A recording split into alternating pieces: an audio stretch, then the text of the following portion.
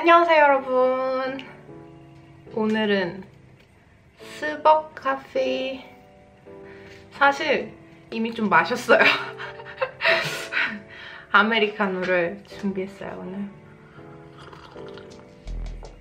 그리고 짜잔, 약간의 스낵.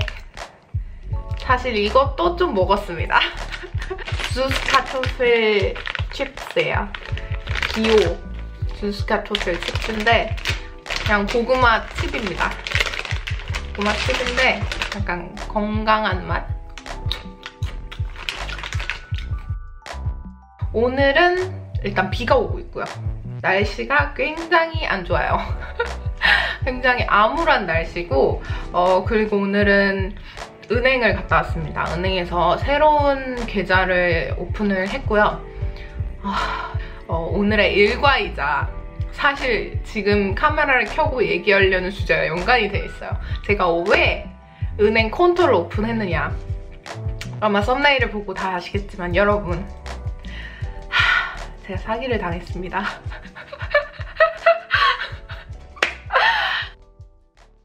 제가 사기를 당했어요 여러분. 그것도 보이스피싱을 막 눈이 막 떨려. 제가 보이스피싱을 당했어요 여러분. 근데 당한 거는 뭐 오늘 당장 일어난 일은 아닌데, 제가 언제 일어났냐면 20일, 21일 그때 일어난 일이에요. 그나마 불행 중 다행이라고 사기를 완전히 당하진 않았어요. 그러니까 피해를 아직 본 거는 아니에요. 그거는 굉장히 다행이죠. 어쨌든 근데 저한테 그런 일이 일어났다는 게 정말 충격이었고, 제가 그래서 경찰서를 여러분 다녀왔어요. 한국에서도 안 가본 경찰서를 독일에서 제가 2번을 가봤는데 그중 2번째가 요번에 제가 갔다 온 거예요. 그래서 여러분한테도 이 이야기를 좀 해드리면 좋을 것 같아가지고 카메라를 켰습니다. 일단 이야기의 시작은 아침으로, 사건이 일어난 날짜는 20일. 제 기억에 20일인 것 같아요. 그리고 21일 날 제가 경찰서를 간 것 같아요. 아니면 21일 날 일어나고 22일 날 제가 경찰서를 갔던가. 근데 그때 딱 일어났고, 사건 시각. 사건 시각은 대략 아침 11시쯤. 왜냐면 제가 진술서를 썼기 때문에 경찰서에서 제가 다 알아봤거든요. 그래서 아마 거의 정확합니다. 제가 아침에 이렇게 화장을 하고 있었어요. 화장을 하고 있는데 전화가 온 거예요. 이제 남자분이셨어요. 근데 이제 사기를 칠 때 우리나라도 약간 연변 사람처럼 고객님 약간 이런 말도 있잖아요. 독일도 약간 완벽하게 이렇게 독일계 분이 아닌 경우도 있거든요. 그래서 약간의 이제 억양이 좀 남아있는 그런 사람들도 있는데, 이분은 일단 완벽한 독일인이었어요. 그냥 악센트가 전혀 없는 그런 독일인이었는데, 전화를 받자마자 안녕하세요, 저 여기 어디에 누구누구입니다. 혹시 프라우 킴 되십니까? 이렇게 물어보시더라고요. 제가 맞는데요? 라고 했죠. 여기서 일단 제 이름을 이미 알고 있는 거예요, 그쪽에서. 그래서 저는 뭔가 저랑 연결되어 있는, 제가 뭔가 꼭 받아야 되는 전화겠구나 라는 생각이 일단은 들었어요. 제가 지금이야 이게 굉장히 좀 이상하다라는 생각이 정말 많이 들지만, 그때 당시에는 듣는 순간 이상하긴 했는데 약간 네? 약간 이런 식으로 되는 거예요. 뭐라고 했냐면 그쪽에서 제가 로또를 했다는 거예요. 비넨슈필렌이라고 해가지고 이런 이제 로또 하는 게 있어요. 이렇게 뭐 이렇게 판 돌려가지고 하고 막 이러는 거를 제가 했다는 거예요. 일단 여기서부터 이상하죠. 제가 한 게 아니니까 저는 여기서 제가 안 했습니다 이러고 전화를 끊었어야 했어요. 근데 이제 제가 네? 뭐라고요? 이러면서 이제 그 전화를 끝까지 받았죠. 그랬더니 그쪽에서 제가 인터넷으로 그거를 한번 로그인을 한번 했었던 적이 있다는 거예요. 그러면서 그게 3달 동안은 무료였는데 그거를 해지를 안 하셨다.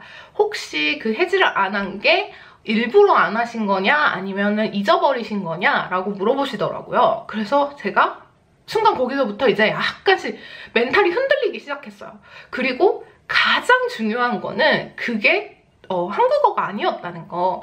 그러다 보니까 더 이제 멘탈이 막 흔들리는 거예요. 제가 하지 않았더라도 나 그런 거 한 적 없는데요? 이랬더니 굉장히 단호하고 명료하게 제 생년월일을 말씀을 하시더라고요. 생년월일 4월 23일 아니신가요? 라고 물어보시는 거예요. 그래서 제가 그것도 맞는데요? 라고 했는데 결정적으로 제 집 주소를 다 알고 계시고 되게 극정치를 쓰는 것도 짜증나. 그 사람이 다 알고 있고 집에 포스트노마까지 정확하게 알고 있는 거예요, 그 사람이. 그래서 저는 이제 완전 당황을 하기 시작을 한 거예요. 그거는 다 저가 맞는데 저는 그거를 하지 않았습니다. 이랬더니 당신이 그거를 하지 않았다면 내가 어떻게 이걸 가지고 있겠어요? 라고 얘기를 하는 거예요. 그래서 제가 그러면 내가 어떤 사이트를 통해서 그거를 했느냐 물어보니까 여기서 조금 이상했던 건 보통 제가 어떤 사이트에서 했냐고 물어보면 정확하게 그 사이트를 얘기를 해줘야 되잖아요. 그리고 자기들 사이트를 얘기를 해주던가.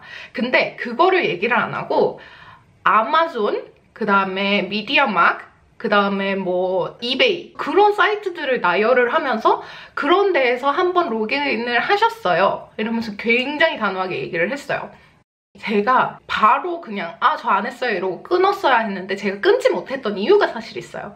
왜냐면 제가 아마존이나 미디어마트 아니면 페이스북 그런 데를 보다가 그런 슈필렌 같은 거가 팝업창으로 이렇게 빡 뜬 적이 있어요. 약간 그런 광고성 팝업창 있잖아요. 그런 걸로 뜬 적이 있는데 그 광고창을 본 기억이 언뜻 나면서 이제 착각을 하게 되는 거예요. 그쪽에서는 너무나 명료하게 그 날짜부터 시작해서 저의 생년월일부터 시작해서 모든 거를 다 알고 있으니까 혹시 내가 X를 누른다는 게 혹시 뭔가를 잘못 눌렀나? 이런 약간의 이제 뭐라 그래야 될까? 오해가 저 스스로도 이제 뭔가 확실해지지 않는 거예요. 그래서 일단은 바로 끊지를 못했어요, 제가. 그러면서 끝까지 듣고 있었죠. 이제 그쪽에서 계속 물어보더라고요. 취소를 일부러 안 한 겁니까? 잊어버린 겁니까? 라고 물어봤는데 이제 거기에서 저는 이미 말려 있었기 때문에 이제 술술 대답을 하기 시작했습니다. 나 기억이 정말 안 나는데 뭐 내가 안 했다면 잊어버린 거겠지? 라고 얘기를 하는 순간 바로 이제 사기 태세에 들어가면서 너 잘 걸렸어. 약간 호구 물었다. 약간 이런 느낌으로 바로 이제 저한테 설명을 하면서 그러면 너가 취소를 안 한 거면 이게 자동으로 계약이 연장이 됐어. 그 연장이 되면서는 이제부터는 돈을 내야 돼. 라고 얘기를 하는 거예요. 그러면서 근데 내가 너한테 선택지를 줄게 라고 얘기를 하더라고요. 굉장히 친절하게 얘기를 하면서 첫 번째 선택지는 12개월간 69유로를 굉장히 세죠? 한 달에 69유로를 매달 내는 방법이 있어.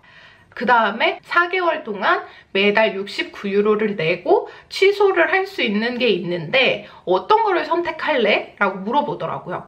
뭘 어떻게 해야 되지? 자꾸 이렇게 얘기를 하니까 거기서 계속 압박을 줘요. 그러면서 막 이렇게 한숨을 쉬시면서 그냥 4달이랑 12개월 중에 선택하라니까? 약간 이런 식으로 이제 슬슬 짜증을 내시더라고요. 그쪽도 제가 이제 못 알아듣는 것처럼 이제 대답도 안 하고 자꾸 우물쭈물 하니까 쪼는 거예요, 저를. 이미 안 낸다는 선택지는 없기 때문에 그럼 4달 내야지 라고 얘기를 했어요. 그랬더니 이제 그 다음 단계로 넘어가요. 이제 저의 이반 노마를 물어보더라고요. 이반 노마라는 게 뭐냐면 계좌번호예요. 이제 매달 정기적으로 그쪽에 그 계좌에서 빠져나가게끔 저희가 설정을 해놓을 건데 그러려면 계좌번호가 있어야 됩니다 라고 하시더라고요.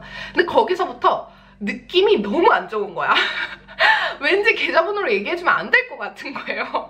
그래서 제가 뭐라고 했냐면 정말 멍청이 같지만 진짜 너무 진심을 담아서 저 무서워서 계좌번호 말해드리기 싫은데요 라고 얘기를 했더니 아니 내가 너의 비밀번호를 물어본 것도 아니고 너의 뭐 다른 걸 물어보는 게 아니라 그냥 너 계좌번호만 부르는 건데 왜 안 불러주느냐, 빨리 불러라. 계좌번호만 가지고는 뭐 사기를 못 친다 막 이러면서 그냥 계좌번호만 부르면 된다 라고 얘기를 하는 거예요.